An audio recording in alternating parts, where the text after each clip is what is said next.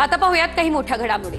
मुदत संपलेल्या ग्रामपंचायतीचे सरपंच प्रशासक म्हणून कारभारी होणार। मुदत संपणाऱ्या ग्रामपंचायतींबाबत राज्य सरकारचं परिपत्रक 28 फेब्रुवारीपर्यंत मुदत संपणाऱ्या ग्रामपंचायतीसाठी निर्णय। विद्यमान उपसरपंच आणि ग्रामपंचायत सदस्यांची समिती मदतीसाठी असणार।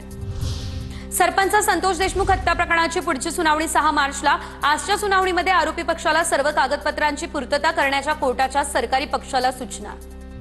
फरार कृष्णा आंधळे 3 वेळा त्याच्या गावी आल्याचा संतोष देशमुखांचे भाऊ धनंजय देशमुखांचा दावा। लवकरात लवकर हे प्रकरण मार्गी लावण्याची केली मागणी। देशमुख कुटुंबियांच्या जीवाला धोका, धनंजय देशमुखांच्या आरोपांची गृह मंत्रालयानं दखल घ्यावी, जरांगेंची ही मागणी। पोलिसच आरोपी कृष्णा आंधळेचा बचाव करतायत, प्रकाश सोळंके यांचा हा आरोप। दिलदार असलेल्यांकडूनच अपेक्षा ठेवावी, आदित्य ठाकरेंविरोधात उमेदवार न देणं याला म्हणतात मोठं मन। ठाकरे सेना मनसेतील स्वीकृत नगरसेवकाच्या मुद्द्यावर संतोष धुरींची टीका।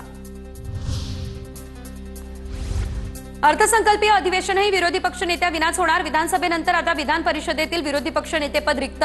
अंबादास दानवेंची सदस्यता संपुष्टात आली, तर परिषदेतील पद रिक्त। काँग्रेसचाही 10% निकष पूर्ण होत नसल्यानं विरोधी पक्षनेतेपदाचा दावा रखडला।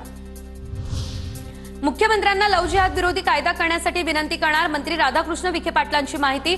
लव्ह जिहादच्या घटना घडतील त्या ठिकाणी कठोर कारवाई करण्याचेही दिले आदेश। गुजरात सरकारप्रमाणे लव्ह जिहादच्या प्रकरणात विवाह नोंदणीची माहिती मुलीच्या आई वडिलांना द्यावी। किरीट सोमय्यांची मुख्यमंत्री फडणवीसांकडे ही मागणी।